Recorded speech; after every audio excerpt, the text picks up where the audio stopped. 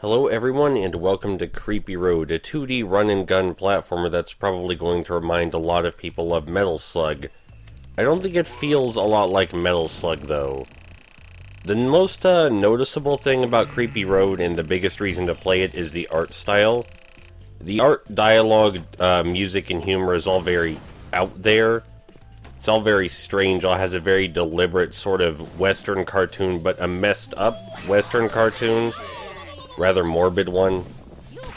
Like, you know, the kind you might see on Adult Swim, that kind of deal. And I dig it. You know, having a playable game that feels like one of those adult-oriented, morbid Adult Swim cartoons with a code of surrealism, I'm all for that.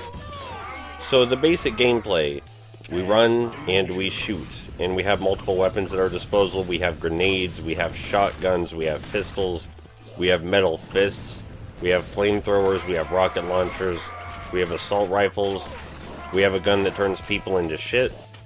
And all of these guns attempt to form some sort of explicit purpose in the game. For example, the pistol shoots really far but is really weak. The fist pushes enemies back so you can knock them off of ledges or simply get them off the screen if you don't want to deal with them. The shotgun is an all-around good weapon, has decent range, deals decent damage, but doesn't shoot all the way across the screen by any means. The rocket launcher blows up multiple enemies at once. The minigun and assault rifle basically share the same deal, but the assault rifle is just better. So this right here shows that the developers understood enemy placement very well. Those bears, when they hover over us, they try to dive bomb on us and explode, and we need to jump over the acid pits to avoid them. Meaning we can't stay in one area too long, but it's not a matter of simply moving left or right either. We have to jump over the acid pits while keeping track of the rabbits and the location of the pandas. So, you know, they understood a lot about enemy placement. Something this game also has in abundance are secrets. Most of the secrets are accessed through platforming, like if we want to climb this Ferris wheel, we can get the assault rifle I mentioned, which is just a better version of the minigun. It fires rapidly and kills almost everything immediately. Now there are some enemies later in the game with shields that you can't simply kill by shooting them from the front rapidly like that. But if you were to shoot enemies with shields with, say, a flamethrower, or a rocket launcher, or the Hypno shit gun, that would be a different story. Now these fire guys are an exception, but most enemies with projectiles, unless they're on a different plane than you just want to kill them before they get close enough for their weaponry to actually, you know, hit you. Because dodging enemy fire is not a thing that's easy to do in this game. It's better that you just kill them before they get in range to shoot you. Now, it's different with bosses. We just picked up the assault rifle, by the way. Rapid fire gun this is. Very useful.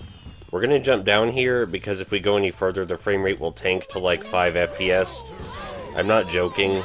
So this is the minigun. It's just worse than the assault rifle because we can't jump or run while holding it. The assault rifle is just better in every single way, and it does the same thing. It's kind of a letdown, but I guess that's why the assault rifle is often hidden. Because the minigun isn't all that great. Anyway, we're not going to get to see the Hypno shit gun, I don't think.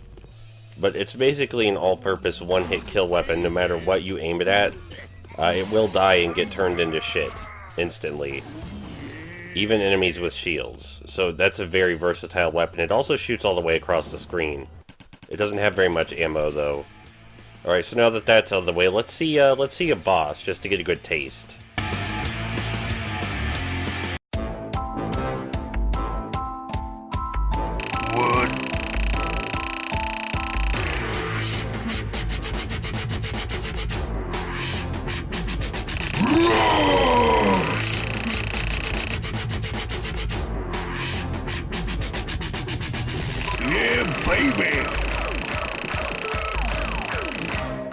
So the bosses all have very deliberate, very noticeable patterns with very deliberate, very noticeable weaknesses. Like, you're gonna know when you're supposed to shoot them. And the attacks are all relatively easy to dodge after you figure out what they are. The boss's behavior is dependent on where he is in relevance to you. But his attacks are very limited and easy to dodge. So, Creepy Road as a whole, really, it's not awful or anything. The game, well, you have to basically memorize the levels and enemy layout to make it through. The sprites are big, there's not a lot of time to react, but the stages are short, so after you do memorize the level, you'll be able to make it through consistently. There are side-scrolling sections and arena sections where you have to destroy all the enemies before you go forward, as you saw on the stage previously. It's not bad. I like that all the guns have different utilities, but aside from the art style and music, it's fairly normal. The emphasis on memorization may irritate some people, and there's one outstanding issue with the game. So here we are at a later level, and the outstanding issue I was referring to is sometimes you can't tell what the fuck you can stand on and what you can't stand on, as you're seeing. It's a little up in the air, what is solid ground and what is not. That can become extremely irritating. Just like everything else, it's a matter of memorization, but still. I imagine that would irritate the hell out of some people, and it's a genuine issue with the game. Anyway, that's Creepy Road.